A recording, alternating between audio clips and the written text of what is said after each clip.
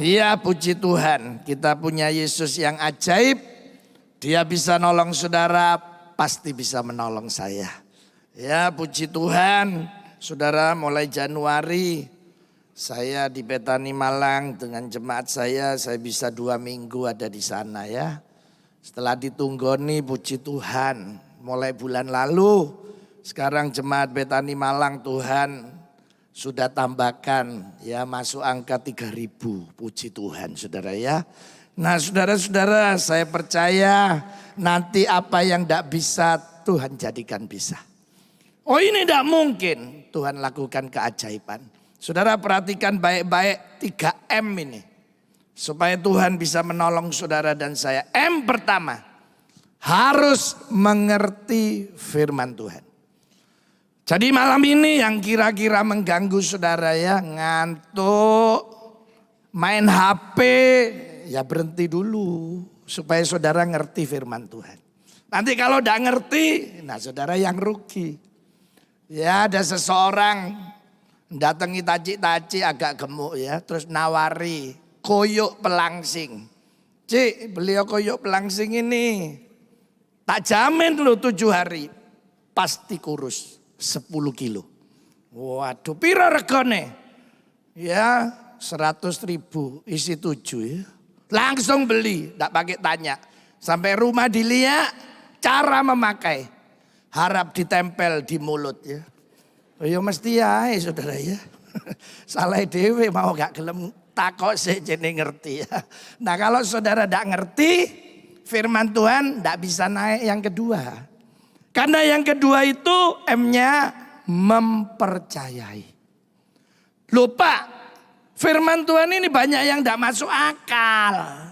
Ya memang firman Tuhan. Tapi harus dipercaya. Ini firman Tuhan. Jadi masuk akal, tidak masuk akal, ya dipercaya. Baru M yang ketiga, melakukan. Begitu saudara dan saya melakukan, saya percaya Tuhan juga melakukan kebaikan buat saudara dan saya. Makanya hari ini saya akan tunjukkan lewat firman Tuhan. Mari kita baca satu ayat dulu. 1 Samuel 14 ayat 6 bagian B. Saya yang baca dulu ya. Nanti saudara dan saya hafalkan baik-baik. Katanya Alkitab ini. Sebab bagi Tuhan. Siapa nama Tuhan kita? Yesus Kristus. Katanya sebab bagi Tuhan. Bagi Yesus kita. Tidak sukar untuk menolong. Tidak angel. Tidak sulit untuk menolong. Baik dengan banyak orang maupun dengan sedikit orang. Sayang ya ayat ini tidak boleh ditambah. Coba boleh ditambah tak tambahi. Tidak ada orang pun Yesus bisa menolong saudara dan saya. Jadi kuncinya di tangan Tuhan. Jadi hari ini saudara dan saya masukkan di pikiran kita, di hati kita. Oh, saya punya Yesus yang tidak sulit. Tidak sukar untuk menolong kita. Seringkali kan pikiran kita yang membuat sulit. Gak bisa Pak Samuel, gak bisa ini. Gak mungkin. Loh kan kata saudara. Oh katanya firman Tuhan. Yesus tidak sulit nolong kita. Ayo kita baca bareng ya. Bapak ibu saudara hafal masuk di pikiran hati kita. Oh saya punya Yesus yang tidak sukar ternyata menolong ya. Saya hitung 2, 3. Sebab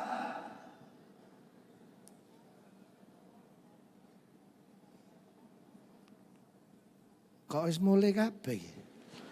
Kok kayak orang bisik-bisik toh. Ayo semangat. Wah, ayo sebentar. Saudara sendiri ya, tak komando.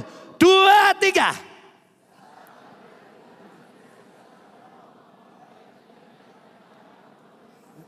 Iyalah iso banter ngono lho. Ya nek mau ngapalno gampang, lihat gerakan tangan saya ini ya. Karena Tuhan kan di atas. Sebab bagi Tuhan tidak sukar untuk menolong. Tak turun no. Baik dengan banyak orang, turun lagi. Maupun sedikit orang. Duh, udah angel. Ayo diangkat tangan kanan kita yo. Saya gak ngangkat kelek mambu. Ayo kon. Ya, diapalno, masukno. Aduh, puji Tuhan. Malam ini saya punya Yesus yang tidak sulit menolong. 2, 3. Sebab bagi Tuhan.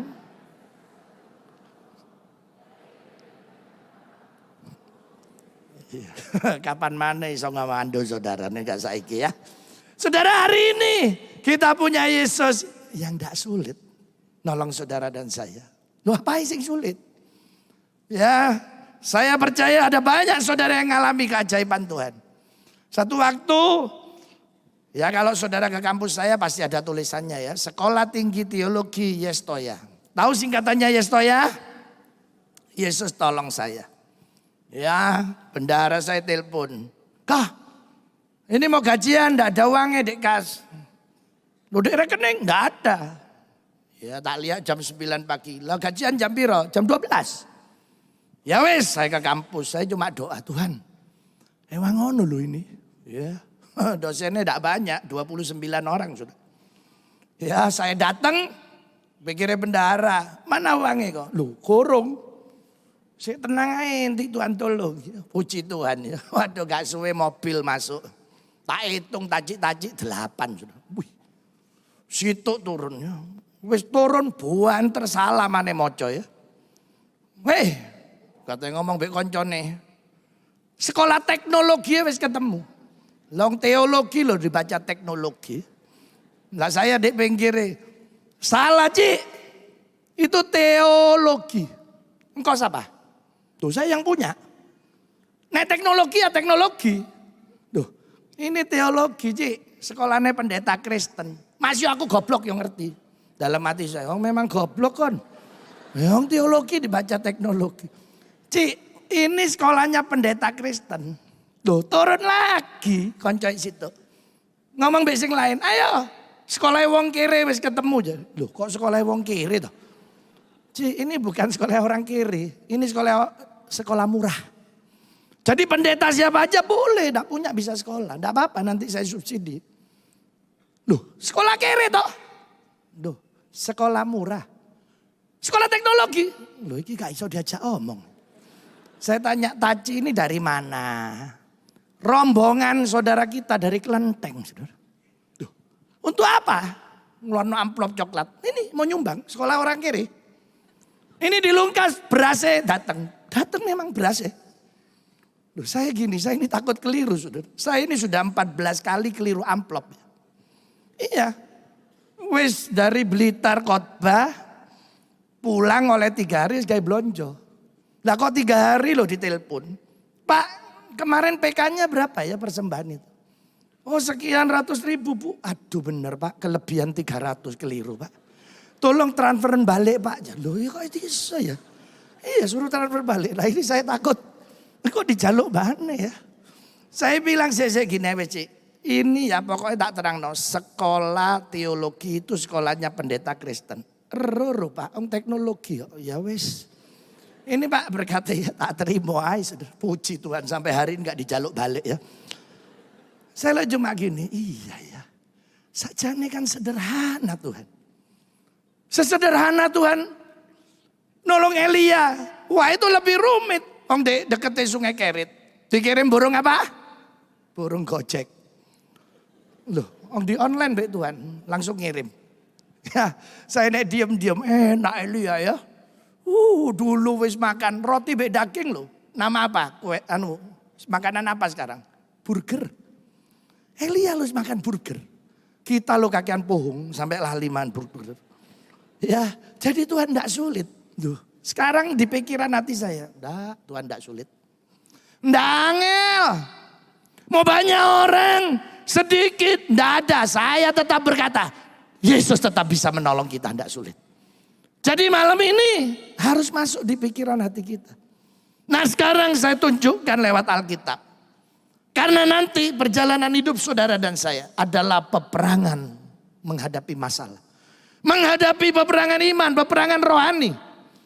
Kadang ada yang gak masuk di akal. Aduh udah bisa ini, masalah yang terlalu besar. Penyakit, keluarga, rumah tangga, bisnis, pekerjaan, pelayanan. Semua kita akan menghadapi peperangan iman. Tapi mari kita nyontoh sama seseorang ini. Bagaimana Tuhan. Tidak sulit nolong. Ya kita baca dulu. Hakim-Hakim 7 ayat 1 sampai 7. Hakim-Hakim 7 ayat 1 sampai 7. Saya baca.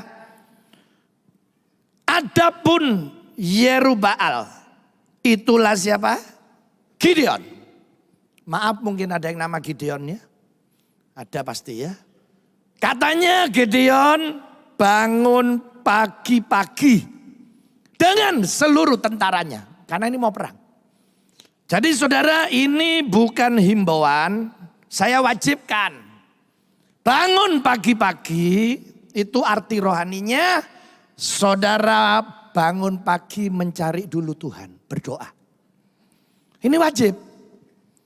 Semua tokoh di Alkitab dari Kejadian sampai Wahyu, semua yang dipakai Tuhan itu bangun pagi-pagi.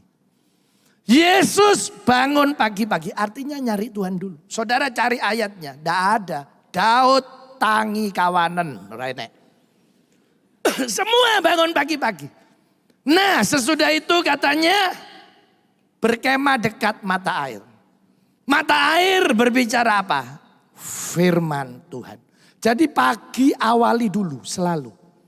Doa baca firman, doa baca firman. Karena sebentar kita mau masuk di peperangan rohani. Kita akan menghadapi banyak masalah. Saudara sudah punya dasar Tuhan. Jadi bacaan firman. Saya baru 15 tahun kirim ayat. Ya tiap hari tapi seayat tok. Itu pun loh akeh sing didelete. Apa maneh dawa ya, tambah gak diwaca ya. Saudara, saya cuma berpikir, oh nek seayat, siapa tahu ada jemaat keluar rumah. Aduh lupa baca firman. Ya lumayan lah moco seayat ya. Kalau saudara tidak bisa seayat, ya setengah ayat lah. Nek tidak bisa mana, kebacut. Lah suruh setengah tidak bisa ya. Jadi saudara ini harus mulai. Nah sekarang Gideon siap-siap dengan tentaranya akan menghadapi peperangan. Sebab apa katanya Alkitab, musuhnya orang Midian itu di sebelah utaranya. Jadi hadap-hadapan. Dulu berperang itu suku bangsa melawan suku bangsa. Berhadapan-hadapan. Tapi harus ada pahlawannya masing-masing. Seperti Filistin punya Goliat. Jadi berhadapan-hadapan, nanti yang kalah pahlawannya dijajah. Sampai muncul pahlawan baru bisa menang. Ini yang kalah dijajah. Itu dulu sampailah ke Indonesia sama. Di Indonesia pun tiap suku bangsa punya pahlawan. Saudara kalau hari ini ke kota Ambon. Di sana ada pahlawan untuk orang Ambon yaitu Patimura. Saudara hari ini berangkat ke Medan. Ya saudara kita orang Batak punya Sisingamangaraja pahlawannya. Saya termasuk turunan orang Batak katanya. Karena orang Batak marganya pakai si. Banyak-banyaknya ya. Si Torus, si Matupang, si Manjuntak termasuk saya Sianto. Nah ini saudara ya. Nah kalau orang Jawa. Wow Pangeran Diponegoro. Waduh favorit saya ini. Nah wis ngeliat gambarnya Pangeran Diponegoro ya naik kuda. Pakai jubah putih, sorban terus bawa pedang. Wis gagah ya. Satu waktu saya ditelepon teman saya. Teman saya ini sungai gudo ya. Ming, apa? Kon duwe-duwe logam kuno. Ono. Duwe piro? Loro. Delon sih gambare. Oh Pangeran Diponegoro. Lho kok akeh kon duwe loro? Iya gawe kerokan. Waduh. Soge kan. Iki ono kolektor teko Amerika siji. Dituku 5 miliar. Kon oleh 10 miliar kon. Cuci. Waduh. Saya lo sing nyuci habis cekot-cekot kepala saya. 10 miliar, 10 Waduh. Terus. Mari ricik. Lah kok 10 menit telepon. Wis cuci. Wis. Delon sik. Kolektore iki soalnya sing digolek Pangeran Diponegoro naik motor nganggo helm. Wis kon iki sampai medet ya gak ketemu tak omong. Nah ini dulu peperangan seperti itu. Tapi sekarang enggak. Sekarang perang teknologi. Negara kecil pun berani. Saudara Korea Utara. Negara ini tidak ada takutnya. Karena punya banyak nuklir. Amerika malah was-was. Kenapa? Karena dipencet di Pyongyang. Bisa dalam hitungan menit 10.000 kilometer. Sebentar Amerika bisa diledakkan. Beberapa kotanya. Saudara-saudara, ini pertarungan Gideon lawan orang Midian. Dan sekongkol-sekongkolnya. Sekarang ayat yang kedua, Tuhan mulai menghitung kekuatannya Gideon. Katanya ayat yang kedua, berfirmanlah Tuhan kepada Gideon. Git, saya tidak tahu apa celukannya Gideon ya. Ini tentaramu terlalu banyak. Nanti bisa sombong. Memegah-megahkan diri. Ngomong, oh aku dewe ya. Sing iso nyelamatno ya. Nah katanya Tuhan di ayat 3. Coba umumno. Serukan. Siapa yang takut dan gentar. Pulang. Takut itu biasa. Gentar ini mulai gemeter. Nah ini gemetar. Suruh pulang. 22.000 pulang. Sisa berapa? 10.000. Memang Tuhan tidak bisa kerja biar orang takut. Tidak bisa. Ya Tuhan tidak bisa kerja biar orang takut. Karena orang takut ini nular. Bahaya. Saudara tidak percaya malam ini pulang gereja ya. 10 orang pergi kuburan. Jalan nanti situ ono sing ngocul sing mencolot ya. Mbek teriak, aduh, gue lah sing songo mecitat kabeh. Ndak mungkin sing 9 ini bersatu nyari sing situ. Ojo wedi, ndak mungkin. Karena takut nular. Saudara ndak percaya datang ono teman saudara di rumah ya. Takut ono terus teman saudara, nanti lah ndak wani keluar rumah. Hari ini datang, wis kono ojo metu lho yo, akeh begal. Diketok nggo lehermu, wis ojo metu. Besok datang lagi, wis yo, kono ojo metu, akeh copet tuh. Engko dicopet kon, sesuk teko maneh, wis kono ojo metu. Akeh penodongan. Teko maneh kono ojo metu, dimutilasi lho. Iku kaya mang bengi di alun-alun, Marta dimutilasi, diketok 16. Namanya martabak. Nah ini saudara. Ini terus takut ono, ndak kira keluar rumah, gak kira wis. Tapi nek saudara ketemu orang, ojo wedi. Mani iso, pasti bisa. Lain, beda.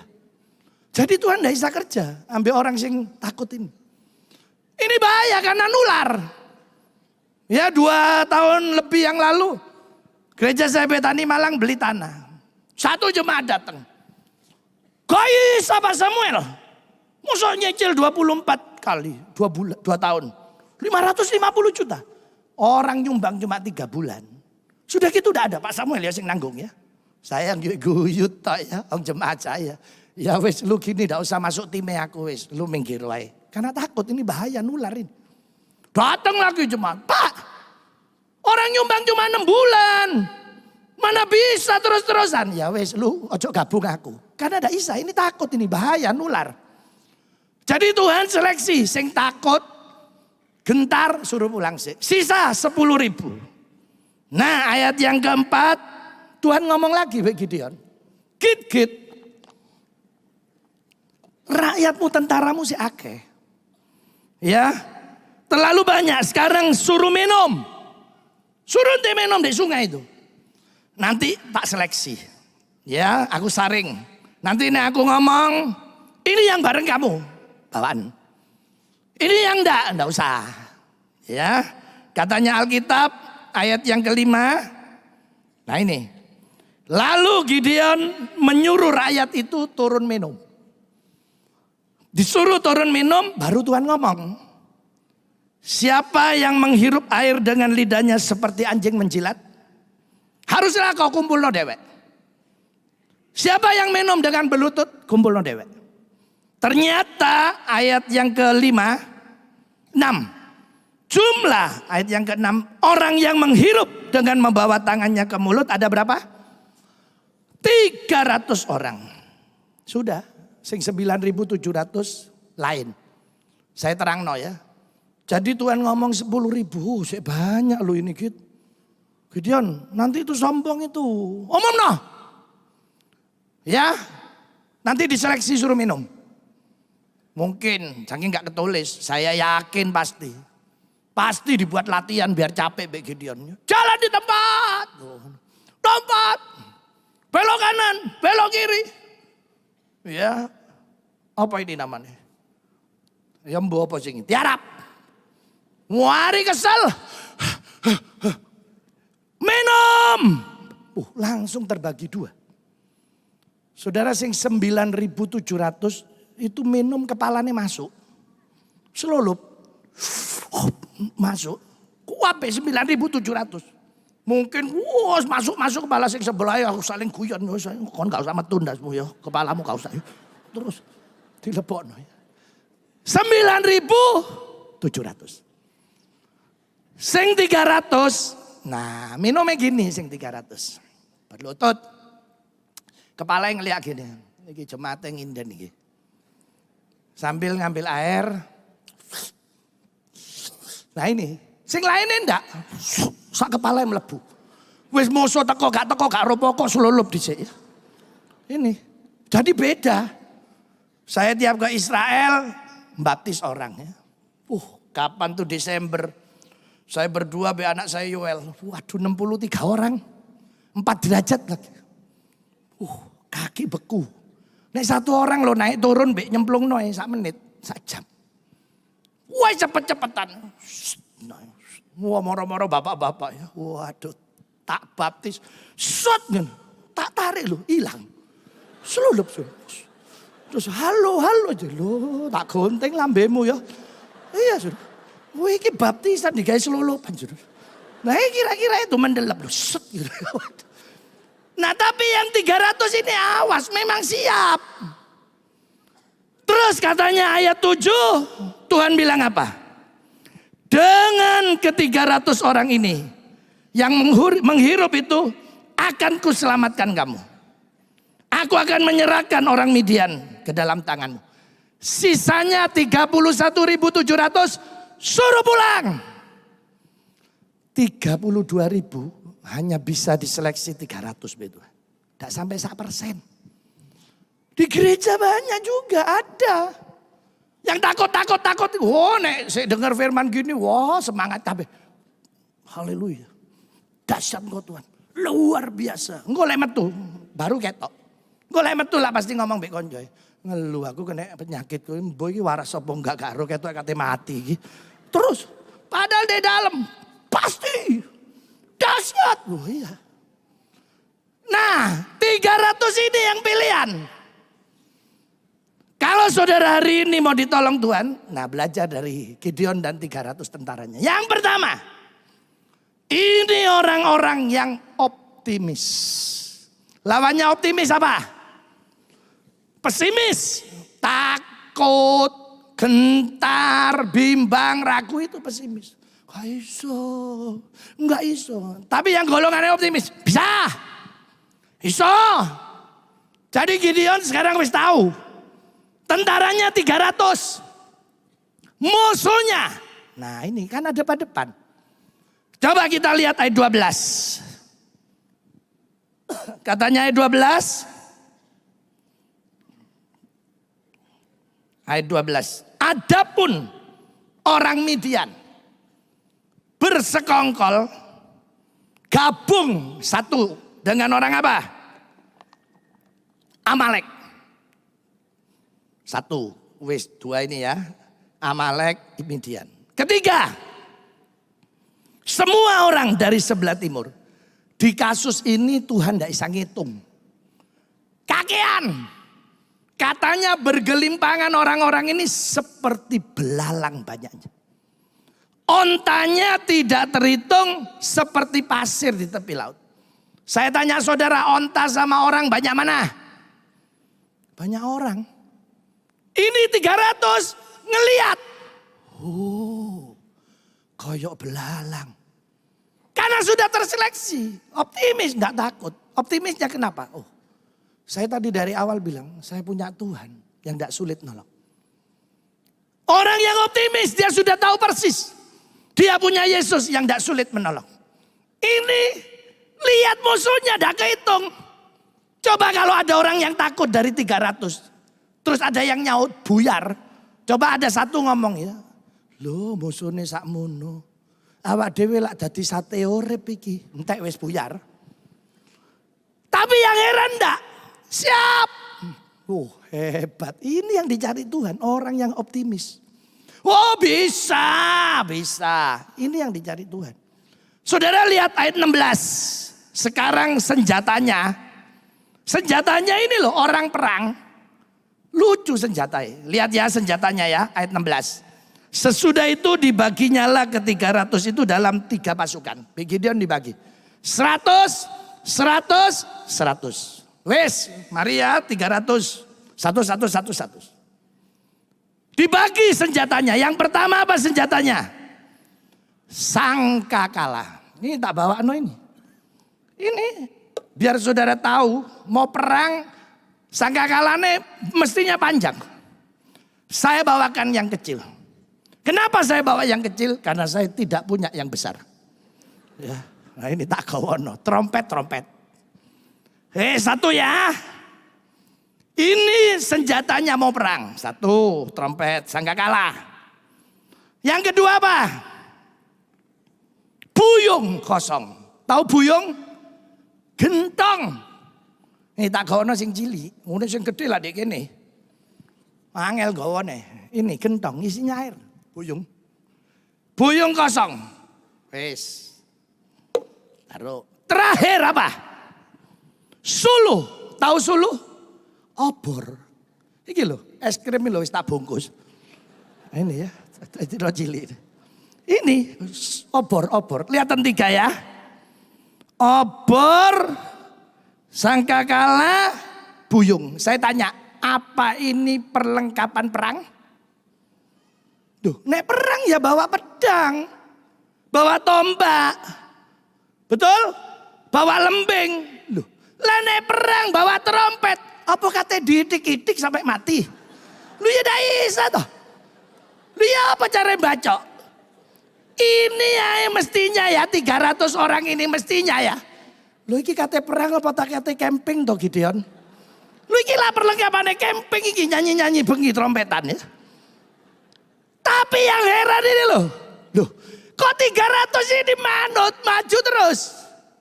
Saya gini hebat ya. Memang orang yang optimis ini tidak pernah ngeliat. Oh bondoku sapiro, kemampuanku sapiro. Tidak lihat, yang dilihat Yesus yang mampu. Itu aja. Saudara-saudara ini loh. Saya gini iya ya. Sekarang kita lihat ayat 20. Nah maju. Katanya ayat 20. Demikianlah ketika pasukan itu bersama-sama meniup sangkakala. Terus memecahkan buyung dengan memegang obor di tangan kirinya. Dan sangkakala di tangan kanannya untuk ditiup. Serta berkata apa? Pedang demi Tuhan. Pedang demi Gideon. Jadi mereka berangkat, ini obornya nyala ya. Besar. Ditutupi gendong. Supaya tidak kelihatan, ditahan bek tangannya. Tapi ada oksigennya. Jadi musuh udah kelihatan nih ada api, ketutupan. Di kanannya megang apa? Trompet. Itu perkemahannya kan besar. 300 ini disuruh ngelilingi. Mungkin ada yang satu jaraknya 1 kilo. Mungkin 100 meter. Saya tidak tahu pokoknya keliling. Terus katanya suruh Tuhan meniup sangkakala. Tet. Buyungnya dipecah no. Dus. Pecah. Obornya keluar. Jadi coba. Tet. Dus. Pedang demi Tuhan. Dan demi Gideon. Gitu tok. Katanya ayat 21. Sementara mereka tinggal berdiri. Masing-masing di tempatnya sekeliling. Jadi wis ngelilingi perkemahan itu. Katanya Alkitab, seluruh tentara musuh menjadi kacau balau. Kacau balau ini. Nek nemen balau. Teriak-teriak. Melarikan diri. Terus katanya terakhir 22. Sedang ke 300 orang ini terus niup sangkakala. Tet, tet, tet. Di perkemahan itu Tuhan. Ini loh ditulis. Siapa? Pertempuran ada di tangan Tuhan. Tuhan tidak sulit nolong. Musuhnya loh. Saya tidak tahu apa motonya diwalik be Tuhan. Sehingga koncoan dadi musuh. Atau pikirannya otak ini diputer be Tuhan diceklek titik. Klek. Jadi bodoh tusuk-tusukan. Jadi enak tentara Gideon. Tet, tet, tet. Terus sing sana. Dus, das, dus, dus, das. Mungkin kesel be trompet. Tet, iku lho sing lemu watake gede tusukan. Dus, dus. Iku lho sing bokoke gede. Dus, dus. Sing gondol. Dus, dus, dus. Tet, tet. Mati semua. Duh. Kok bisa ya? Bisa. Siapa yang buat peperangan ini menang? Tuhan. Apa sulit Tuhan nolong? Enggak. Lah Elia perlengkapannya perang. Loh ngene. Loh iki ngejak guyon dah. Oh mau perang, gak ada perlengkapan perangnya. Tapi Tuhan yang melakukan. Jadi setelah kita optimis, berikutnya saudara jangan pernah kecewa dengan apa yang kita miliki. Apa yang ada pada saudara dan saya, jangan takut. Kerjakanlah bagian saudara sambil percaya Yesus akan melakukan yang tidak sukar untuk kita. Dak angel nolong kita. Jadi sambil kerja saudara kerjakan. Waktu Yesus ngomong be murid-murid, ayo kasih makan 5.000 orang ini laki-laki. Nggak bisa Tuhan. Wis suruh pergi kampung ini loh. Pabrik roti sak piro gak iso. Andreas lu datang bawa 5 roti 2. Tuhan, iki ono tapi percuma cuma 5 roti 2 ikan. Yesus tak bilang gini, hus, jok guyon. Sakmono gawe kono gak cukup. Mosok iso? Enggak, mana? Dengan yang ada. Yesus lakukan mujizat. Samarin. Ya saudara doakan nanti habis lebaran gereja kami bisa bangun 9 lantai. Saya tanya ya sama panitianya, butuh semen berapa? 100.000 sak. Kayak buntu pikiran saya. Cek gede ya kayak ngeliat median gitu. Terus saya bilang, wis gini aja wis ngomong mbek jemaat kita mulai gerakan tahap 1, 5.000 semen. Ayo saudara ngumpul 5.000 semen, 50 ribuan. Puji Tuhan ono sing nyumbang 50, 100.000. Wah wis ono sing tak omong wis nyumbang sakit tok gak apa-apa engko di kilo. Terus 4 hari nutup. Oh iya ya. Tahap 2. Seminggu nutup.